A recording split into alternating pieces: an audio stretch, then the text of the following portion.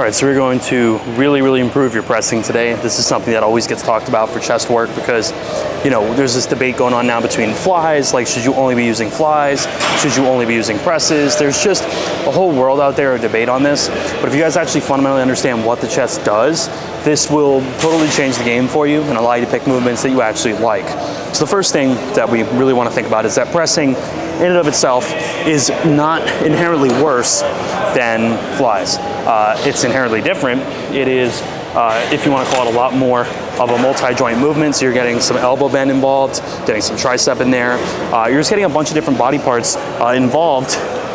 Whereas with flies, it really truly is just horizontal adduction of the humerus, pulling it across the body. It's this upper arm bone pulling it across the body.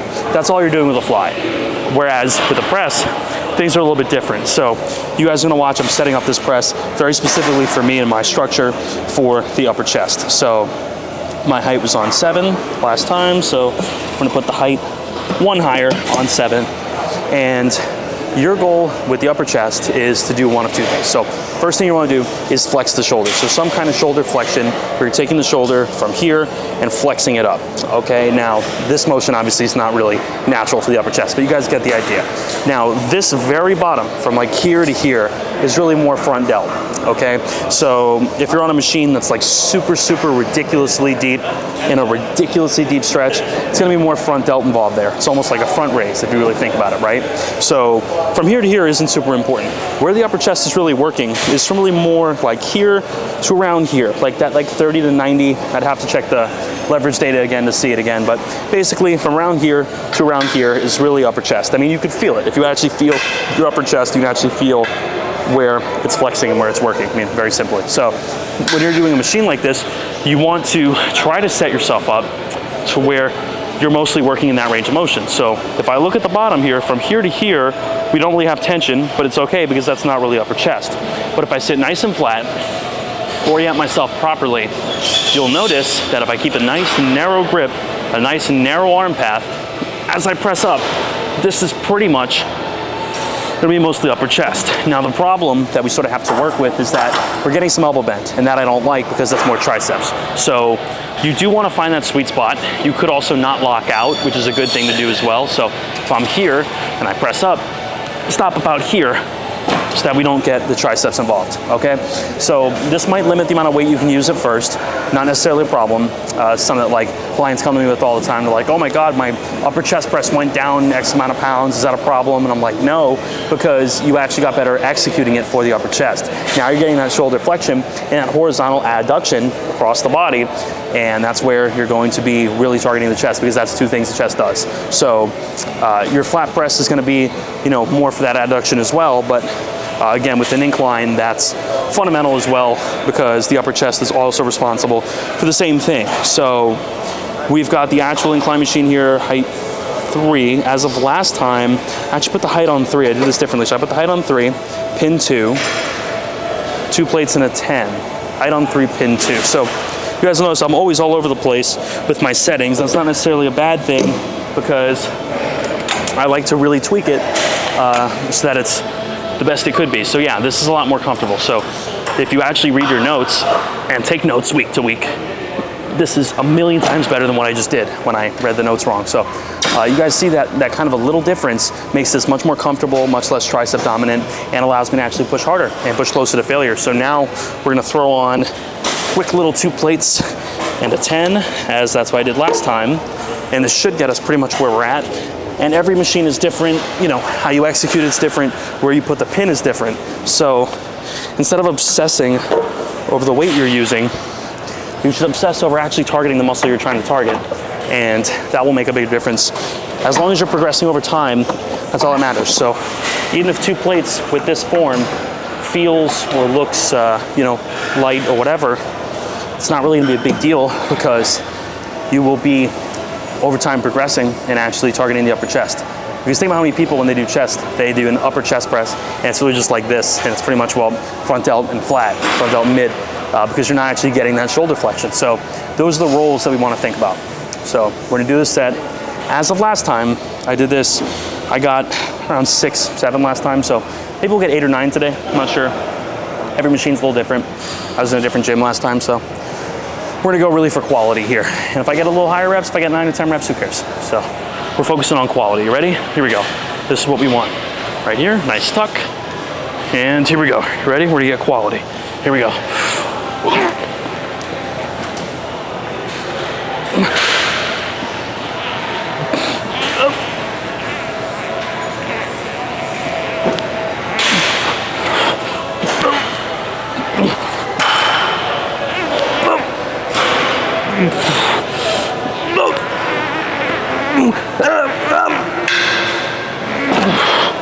Perfect. All right, that was about 8, about 0 in the tank there. So maybe one, probably not. So that was really good. And we're gonna move on to flat. All right, so the second part of the chest equation, of course, is the flat press or the mid chest. And this has a slightly different function. So the mid chest really, for the most part, is responsible for just horizontal adduction of the humerus. So this upper arm bone pulling across the body, okay? So that's why flies have gotten so popular. And flies are pretty cool because when you think about a high frequency split like upper, lower, full body, whatever, flies mostly load that shortened range. So they're easier here and usually a little tougher as you fully contract. That's a good thing because it's causing less muscle damage and allowing you to actually recover a little bit better before your next session. So when you have a press, for the most part, a press is going to be harder, especially these kinds of presses, these like Nautilus ones, going to be a lot harder in the stretch, which is a good thing in a way because the chest does have a lot of leverage to produce force in the lengthened to mid position. But the problem is it makes it a little tougher to recover from session to session. So it's just something you got to think about when doing your flat pressing. It doesn't make flat pressing bad, it just makes it different. So for me personally, I much prefer to do a flat press. I find it a lot more comfortable. I never really found flies to be very comfortable. So that's why I'm pretty much always on the flat press. You know, I'll take the slight performance hit for something that's a lot more comfortable. So I got one plate just for warming up, kind of feeling it out. I like to keep it nice distance, not too close, not too far, just that right kind of sweet spot. Try to keep my back pretty flat, maybe like a slight arch. That's pretty much it, pretty flat. And here we go. Oh. Perfect. Okay, so that was the one plate there. Just gonna ramp up the weight a little bit. And from like a frequency standpoint, again, I just did one set of incline chest. Now I'm gonna do one set of flat. That's literally it, man. I mean, that's all I do. Because again, I'm on an upper lower split, so those 2 sets will hold me over for sure. Because I'm gonna be back here in 48 to 72 hours doing the exact same thing again, man. So there's a limit on how many sets I'm gonna do. And the more rest days you have in between, the more sets you could and should do. So because I don't have that many rest days, that's what I'm working with. So we got 2 plates, feel it out. Sure, comfortable, good, keep everything nice and even. Here we go. Okay, all right, so that was 2, it's pretty good. Last time we did 2 plates, 25, 10, and a 5. Do I really feel like doing that or do I just wanna ego out 3? I might just ego out 3, to be honest with you. I've egoed out 3 before. Wouldn't be my first time egoing out 3, nor will it be my last. And it's fine to just, you know, monkey around from time to time. I mean, I got 10 total pounds less than this for 5 last time with like really good form. So if I get this for 4, that's fine. If I get this for 5 and like maybe 1 rep is like slightly dirtier, that's also fine. So again, there are limits on how neurotic you could and should be, but we're gonna pretty much gear up and kind of get this going. Got one of those Aura rings recently. It's been pretty cool. I've been using this. I don't know if you guys have seen this. It's the ring. It tracks your sleep and performance and stuff. Pretty cool. Got this recently. Pretty nice. Something different. Keep me on track of my health and stuff. So with that, we got our flat press set. One of our most important sets of the day. So it's got to be good.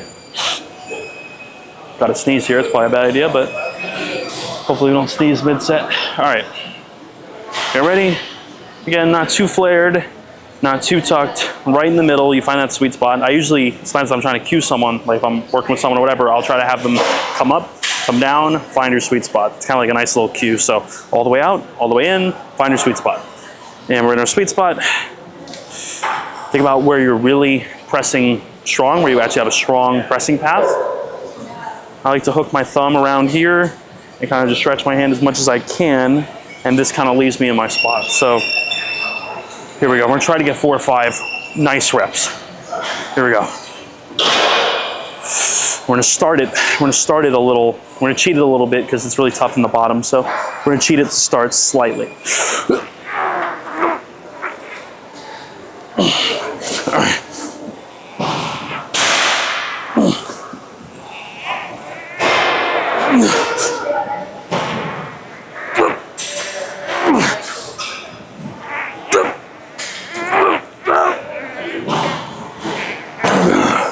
All right, pretty much exactly what I predicted. We got 4 pretty good ones. 5th one was decent. That's it, man. I mean, don't overthink it, you know. Perform well, train hard, use volume you can recover from. If you're on a push-pull leg split, do an extra set or 2. I mean, if you're on a bro split, do an extra set more than that. I mean, pretty simple. You have an acceptable range of volume, intensity, rep ranges. You have a pretty much widely accepted range. Try to stay in that range. Do things that actually perform the chest function. So in this case, adduction, shoulder flexion. And I've noticed it has brought up my chest a lot in the past 6 months or so, just really like dialing in on this. So I do think you guys will benefit from this as well by doing the same thing. So hope you guys find this useful. Apply for coaching down below in the description, and I'll see you guys soon.